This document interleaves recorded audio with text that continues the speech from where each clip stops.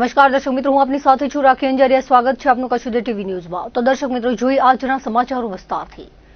પૂર્વ કચ્છ જિલ્લામાં પ્રોહિબિશનના ગુનાઓ પર કડક અંકુશ લાવવા માટે ડ્રાઈવ ચાલી રહી છે, જે અંતર્ગત રાપર પોલીસ સ્ટેશન દ્વારા નોંધપાત્ર કાર્યવાહી કરવામાં આવી હતી. પોલીસ મહાનિરીક્ષક, પોલીસ અધિક્ષક તેમજ નાયબ પોલીસ અધિક્ષકના માર્ગદર્શન હેઠળ રાપર પોલીસ સ્ટાફ નાઇટ પેટ્રોલિંગમાં હતો. તે દરમિયાન ખાનગી બાતમી મળી હતી કે સદારામ મેવારામ નામનો શખ્સ રાજસ્થાન તરફથી ભારતીય બનાવટનો વિદેશી દારૂનો જથ્થો સફેદ રંગની કારમાં ભરી મઢુતરા રણ માર્ગેથી રાપર ફતેહગઢ નર્મદા કેનાલ તરફ આવી રહ્યો છે. બાતમીના આધારે પોલીસે નર્મદા કેનાલ પાસે વોચ ગોઠવી હતી. દરમિયાન શંકાસ્પદ ફોર્ચ્યુનર કાર આવતા તેને અટકાવવાના પ્રયાસ કરાયા હતા. જો કે કાર ચાલકે ગાડી રિવર્સમાં લઈ નાસવાનો પ્રયાસ કરતા લોખંડના પાઇપ સાથે અથડાઈ ગયો હતો અને અંધારાનો લાભ લઈ ફરાર થઈ ગયો હતો.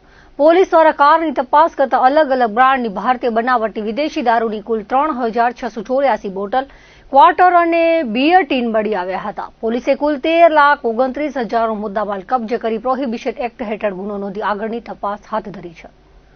પૂર્વ Kutch local crime branch Adesar police station વિસ્તારમાં પ્રોહિબિશનનો કેસ શોધી કાઢી ભારતીય બનાવટના વિદેશી દારૂનો જથ્થો ઝડપી પાડ્યો હતો.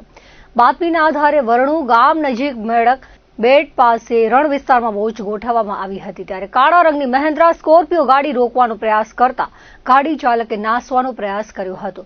પોલીસે પીછો કરતા ખાડા કુબડિયા રસ્તે ગાડીના ટાયર ફૂટી જતા ગાડી ઊભી રહી હતી. તપાસ દરમિયાન ગાડીમાંથી અલગ અલગ બ્રાન્ડની કુલ 625 બોટલ વિદેશી દારૂ મળી આવ્યો હતો. આ કેસમાં અબ્દુલ કાસમ મદરાની ધરપકડ કરવામાં આવી હતી, જ્યારે મોહનકુમાર અને જયદીપ ઠાકોર હાજર મળી આવ્યા ન હતા. પોલીસે દારૂના જથ્થા અને સ્કોર્પિયો ગાડી સહિત કુલ 6,23,000નો મુદ્દામાલ કબજે કરી વધુ કાર્યવાહી હાથ ધરી છે.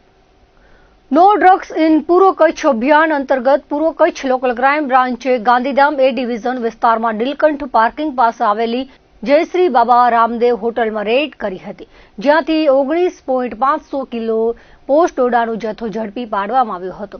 આ કાર્યવાહીમાં મનોહરરામ જગમાલામ બિશ્નોઈ અને ચુનારામ ભગારામ ખોત નામના 2 આરોપીઓની ધરપકડ કરવામાં આવી હતી.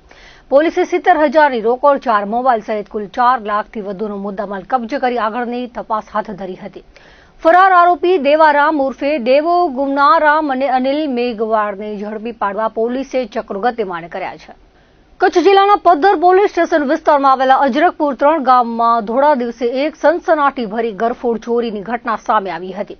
અજરકપુરમાં રહેતા રસુલ ખત્રી નામના આધેડ વયના વેપારીના બંધ મકાનને નિશાન બનાવી અજાણ્યા ચોર ઈસમોએ ઘરના તાળા તોડી અંદર પ્રવેશ કર્યો હતો. તસ્કરોએ ઘરમાં રાખેલ અંદાજે 2,70,000ની મસમોટી રોકડ રકમની ચોરી કરી નાસી છૂટ્યા હતા. ધોળા દિવસે થયેલી આ ચોરીથી સ્થાનિક રહીશોમાં ભય અને ચિંતાનો માહોલ વ્યાપી ગયો છે. આ ચકચારી ઘરફોડ ચોરીનો ભેદ ઉકેલવા માટે પદ્ધર પોલીસ સ્ટેશનના પીઆઈ દ્વારા અલગ અલગ દિશાઓમાં ચક્રો ગતિમાન કરીને તપાસનો ધમધમાટ શરૂ કર્યો છે. પશ્ચિમ કચ્છ ભુજ લોકલ ક્રાઇમ બ્રાન્ચની ટીમે ખનીજ ચોરીના દૂષણને ડામવા માટે એક મહત્વની સફળતા મેળવી છે. સરહદી રેન્જ ભુજના પોલીસ મહાનિરીક્ષક ચિરાગ કોરડિયા તથા પશ્ચિમ કચ્છ ભુજના પોલીસ અધિક્ષક વિકાસ સુંડા દ્વારા જિલ્લામાં ચાલતી ગેરકાયદેસર ખનીજ ચોરી અટકાવવા માટે ખાસ સૂચનાઓ આપવામાં આવી હતી. આ સૂચનાના આધારે લોકલ ક્રાઇમ બ્રાન્ચના પોલીસ સબ ઇન્સ્પેક્ટર MH સિરણોલના માર્ગદર્શન હેઠળ ASI Devji Maheshwari, Suraj Vegda, police head constable Mulraj Gadhvi તેમજ રાજેશ ગઢવી સહિતનો સ્ટાફ માંડવી પોલીસ સ્ટેશન વિસ્તારમાં પેટ્રોલિંગમાં હતો. દરમિયાન મોટા લાયજાથી ગોધરા તરફ જતા રોડ પર આવેલી કેનાલ પાસે રોડ પરથી પસાર થઈ રહેલા એક ટાટા કંપનીના ડમ્પરને શંકાસ્પદ હાલતમાં અટકાવવામાં આવ્યું હતું. તપાસ કરતા તેમાં ગેરકાયદેસર લીઝ કે પાસ પરમિટ વગરની રેતી ભરેલી હોવાનું માલુમ પડ્યું હતું. પોલીસે વાહન ચાલક હુસેની જુસફ સેઠિયાની અટકાયત કરી પૂછપરછ કરી હતી. તેની પાસે રેતી વહન કરવા અંગેના રોયલ્ટી પાસ કે અન્ય કોઈ કાયદેસર આધાર પુરાવા માંગવામાં આવ્યા હતા, પરંતુ ચાલક પાસે કોઈ પણ પ્રકારના દસ્તાવેજો મળી આવ્યા ન હતા. આથી લોકલ ક્રાઇમ બ્રાન્ચે ખનીજ ધારાની કલમ મુજબ ગેરકાયદેસર રેતી ભરેલા ડમ્પરને કબજે કરી ડિટેઇન કર્યું હતું. આ મામલે ખાણ ખનીજ વિભાગને રિપોર્ટ સોંપીને આગળની કાયદેસરની કાર્યવાહી હાથ ધરવામાં આવી છે. અંજારના GIDC વિસ્તારમાં આવેલી લાકડાની કંપનીમાં આગ લાગવાનો બનાવ બન્યો હતો. કંપનીની બાજુમાં ચાલી રહેલી અન્ય કામગીરી દરમિયાન અચાનક ઉડેલા 3 અખલા લાકડાના જથ્થા પર પડવાના કારણે આ ભીષણ આગ ફાટી નીકળી હતી. ઘટનાની જાણ થતાં અંજાર અને ભુજ નગરપાલિકાના ફાયર ફાઇટરો તાત્કાલિક ઘટના સ્થળે દોડી ગયા હતા. આ ઉપરાંત કંડલા ટિમ્બર એસોસિએશનના ફાયર ફાઇટર પણ બચાવ કામગીરીમાં જોડાયા હતા. ફાયર બ્રિગેડના જવાનોએ સતત પાણીનો મારો ચલાવીને આગ પર કાબુ મેળવ્યો હતો. સદનસીબે આ દુર્ઘટનામાં કોઈ જાનહાનિ થઈ ન હતી, પરંતુ કંપનીમાં રહેલા લાકડાનો મોટો જથ્થો બળીને ખાખ થઈ ગયો હતો. ઘટનાના પગલે અંજાર મામલતદાર કચેરીના સર્કલ ઓફિસર તેમજ નગરપાલિકાના અધિકારીઓ અને પદાધિકારીઓ ઘટના સ્થળે દોડી આવ્યા હતા. કચ્છ જિલ્લાના વહીવટી તંત્રને વણ ઉકેલાયેલા લોક પ્રશ્નો પ્રત્યે વધુ ગતિશીલ અને જવાબદાર બનાવવાના હેતુથી શેડ્યુલ અનુસાર મહિનાના 3જા શનિવારે નવનિયુક્ત કલેક્ટર અનિલકુમાર રાણાવસિયાના અધ્યક્ષસ્થાને જિલ્લા સંકલન સમિતિની મહત્વપૂર્ણ બેઠકનું આયોજન કરવામાં આવ્યું હતું.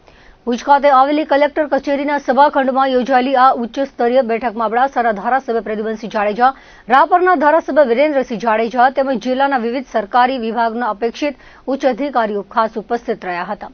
શુક્રવારે જ કચ્છ જિલ્લા કલેક્ટર તરીકેનો પદભાર સંભાળનાર જિલ્લા સમાહર્તા અનિલકુમાર રાણાવસિયાને જનપ્રતિનિધિઓએ આવકાર આપ્યો હતો.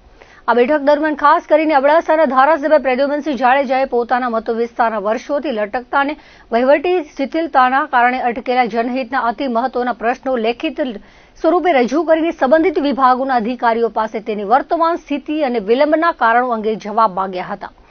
ધારાસભ્યો દ્વારા રજૂ કરવામાં આવેલા પ્રશ્નોમાં નખત્રાણા ખાતે બાયપાસ રોડની મંજૂરી મળ્યાને અંદાજે 3 વર્ષ જેટલો લાંબો સમય વીતી ગયો હોવા છતાં અને આ કામનું ખાતમુહૂર્ત ખુદ મુખ્યમંત્રીના હસ્તે સંપન્ન થયું હોવા છતાં આજ દિન સુધી જમીન પર કોઈ નક્કર કામગીરી શરૂ થઈ શકી નથી. આ બાબતે તંત્ર પર સવાલો ઉઠાવતા તેમણે જમીન સંપાદનની પ્રક્રિયા કયા તબક્કે પહોંચી છે અને આ બાયપાસનું વાસ્તવિક કામ ક્યારથી શરૂ કરવામાં આવશે તેની સ્પષ્ટ સમય મર્યાદા માંગી હતી. આ ઉપરાંત નખત્રાણા તાલુકાના ગજણસર ગામનું રેવન્યુ રેકોર્ડ લુડવાઈ જૂથ ગ્રામ પંચાયતમાંથી કમી કરીને વર્ષો પહેલા વચન આપ્યા મુજબ ગજણસર ગ્રામ પંચાયતમાં પુનઃ દાખલ કરવા અંગે હજુ સુધી કેમ કોઈ નિર્ણય લેવાયો નથી તે અંગે પણ મહેસૂલ વિભાગ પાસેથી ત્વરિત ખુલાસો માંગ્યો હતો. આ બેઠકમાં શિક્ષણ અને યુવાધનના ભવિષ્યને સ્પર્શતો એક અગત્યનો મુદ્દો પણ ગાજ્યો હતો, જેમાં દયાપર મધ્યે સરકારી કોલેજ મંજૂર થઈ ગઈ હોવા છતાં અને તેનું ખાતમુહૂર્ત પણ થઈ ચૂક્યું હોવા છતાં હજુ સુધી કોલેજનું મકાન બનાવવાનું કામ શા માટે શરૂ કરવામાં આવ્યું નથી તેવો વેધક પ્રશ્ન પૂછવામાં આવ્યો હતો. નખત્રાણા ખાતે મંજૂર થયેલ ટાઉન હોલ બનાવવાની કામગીરી વર્તમાન સમયમાં કયા તબક્કે પહોંચી છે અને આ ટાઉન હોલ ક્યારે લોકાર્પિત કરવામાં આવશે તે અંગે પ્રજા વતી સવાલો પૂછવામાં આવ્યા હતા. નખત્રાણા તાલુકાના બીબર ગામે મંજૂર થયેલા જબરી ડેમ તેમજ તલ તૈયારી ડેમ છારી ફુલાય ડેમ બનાવવાની પ્રક્રિયામાં થઈ રહેલા અસાધારણ વિલંબ અંગે સિંચાઈ વિભાગના અધિકારીઓનો ઉધડો લીધો હતો. ખેતીવાડી ક્ષેત્રે ઉર્જા સંકટનો સામનો કરી રહેલા અબડાસા તાલુકાના ખેડૂતોને વીજ કનેક્શન મેળવવામાં પડતી મુશ્કેલીઓનો ઉલ્લેખ કર્યો હતો. ખેડૂતોની જમીનની વારસાઈ એન્ટ્રી પડી ગઈ હોવા છતાં પણ કિસાન સન્માન નિધિ યોજનાનો લાભ ન મળવા પાછળના કારણો તેમજ મોજે થોડા ગામના ખેડૂતોની જમીનની કિંમતી અસ્કયામત ગણાતી કુવા અને બોરની એન્ટ્રીઓ રેવન્યુ રેકોર્ડમાં ન ચડવા પાછળ કયા અધિકારીઓની બેદરકારી છે તેની તપાસ કરવા તાકીદ કરવામાં આવી હતી. અબડાસા મત વિસ્તારના ઔદ્યોગિકરણ અને સ્થાનિક રોજગારીના સળગતા પ્રશ્નને વાચા આપતા પ્રદ્યુમનસિંહ જાડેજાએ અબડાસા તાલુકાના નુવાકો એટલે કે નિરમા સિમેન્ટ કંપનીમાં ધુંબડી, નાની બેર, અબડાસા તેમજ આજુબાજુ 25 કિલોમીટર વિસ્તારના સ્થાનિક યુવાનો રોજગારી ન મળતી હોવાની ગંભીર ફરિયાદ કરી હતી. અબડાસા તાલુકાના કોટડા જડોદર ગામે પીવાના પાણીનો બોર મંજૂર થયેલ હોવા છતાં તેનું કામ હજુ સુધી કેમ શરૂ થયું નથી તેની પૃચ્છા કરવામાં આવી હતી. તેમજ કોટડા રોહાના સર્વે નંબર 194 પૈકીના અરજદાર પ્રવીણસિંહ સોઢાને મંજૂર થયેલ લાઇમસ્ટોન ખનીજની ક્વોરી લીઝની માપણીમાં સર્જાયેલી વિસંગતતા બાબતે ખાણ ખનીજ વિભાગ દ્વારા કરાયેલી અન્યાયી કાર્યવાહીનો અહેવાલ માંગવામાં આવ્યો હતો. પવિત્ર યાત્રાધામ આશાપુરા માતાજી મંદિર માતાના મઢ ખાતે યાત્રાળુઓની સુવિધા માટે સરકાર દ્વારા કરોડો રૂપિયાના ખર્ચે મંજૂર કરાયેલા વિવિધ વિકાસ કામોની વર્તમાન સ્થિતિ અંગે સવાલો કર્યા હતા. તેમણે આક્રોશપૂર્વક જણાવ્યું હતું કે માતાના મઢ ખાતે મેઇન ગેટ પાસે તેમજ 1 કિલોમીટરના રોડ સાઇડ પર મોટા પાયે દબાણો ખડકાઈ ગયા છે, જેના કારણે અંબાજી, દ્વારકા અને સોમનાથ જેવા ભવ્ય ધાર્મિક સ્થળોની જે માતાના મઢ પરિસરનો પણ યોગ્ય વિકાસ થઈ શકતો નથી અને યાત્રાળુઓને ભારે હાલાકી ભોગવવી પડે છે. જેથી આ નડતરરૂપ દબાણો ક્યારે દૂર કરાશે તેનો ચોક્કસ પ્લાન રજૂ કરવા તંત્રને આદેશ અપાયો હતો. રાપરના ધારાસભ્યે પણ પોતાના મતવિસ્તારને લગતા પ્રશ્નો રજૂ કર્યા હતા, જેમાં રોડ, રસ્તા, પાણી, આરોગ્ય સહિતના પ્રગતિમાં વિકાસ કામો સંદર્ભે કામગીરીનો અહેવાલ માંગ્યો હતો. બેઠકના અંતમાં જિલ્લાના તમામ પ્રશ્નોને શાંતિપૂર્વક સાંભળ્યા બાદ નવનિયુક્ત કલેક્ટર અનિલકુમાર રાણાવસિયાએ ધારાસભ્યો દ્વારા રજૂ કરાયેલા તમામ પ્રશ્નોને અત્યંત ગંભીરતાથી લીધા હતા. કલેક્ટરે બેઠકમાં હાજર રહેલા તમામ સંબંધિત વિભાગના અધિકારીઓને લોકપ્રતિનિધિ દ્વારા રજૂ કરવામાં આવેલા તમામ વણ ઉકેલાયેલા પ્રશ્નોનો નિયત સમય મર્યાદામાં નિકાલ લાવવા તાકીદ કરી હતી. આજે આપણે કાયમ જિલ્લા સંકલન હોય આપણે કલેક્ટર સાહેબને તો આ નવા કલેક્ટર સાહેબ છે અને જે સંકલનમાં પ્રશ્ન હતા, પહેલો અમારો નખત્રાણાનો ટાઉન હોલનો પ્રશ્ન છે, ઘણો ટાઈમથી હાલે છે. એ ટાઉન હોલનો હતો.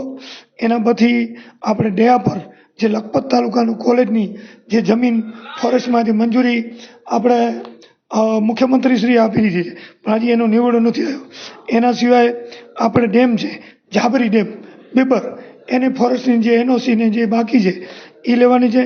એના સિવાય ધાવડા ગામનો હકપત્ર જે ખોવાઈ ગયા છે, જે તલાટીએ જે કરી હોય એ આજ મળ્યું તો નથી, તો એના જે રેગ્યુલર છે એ બધી નોંધણી શરૂ કરવી, એના માટે કલેક્ટર સાહેબે એને તાકીદ કર્યા અને પેન્ડિંગ રાખ્યા પ્રશ્ન.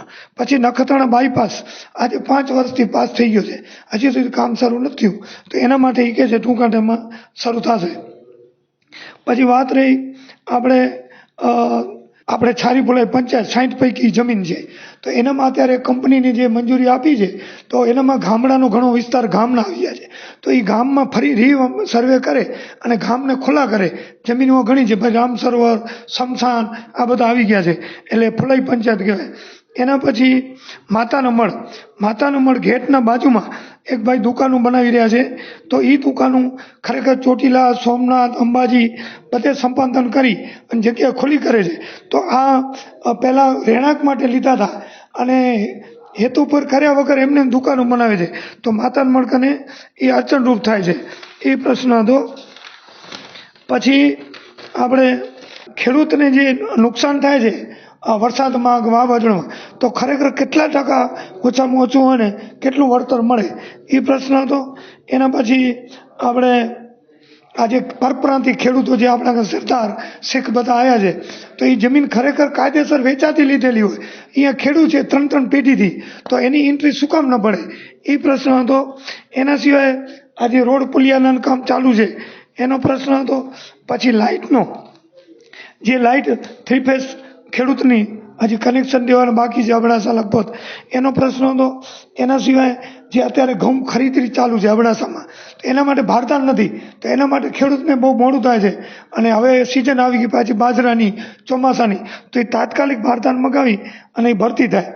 એના સિવાય જે ચૂંટણી હોય ને ત્યારે બંદૂકો બધા લઈ લે, જમા કરાવે, ચૂંટણી પતે એટલે પાછી આપી દે ખેડૂતને, એ આપતા નથી, એ તાત્કાલિક આપે એનો પ્રશ્ન હતો. એના સિવાય પાણી 3 તાલુકામાં બિલકુલ નર્મદાનું આવતું નથી. આ ઉનાળાની સિઝન છે એટલે બહુ પીવા માટે પશુધન વધારે છે, એ પણ મોટી તકલીફ છે.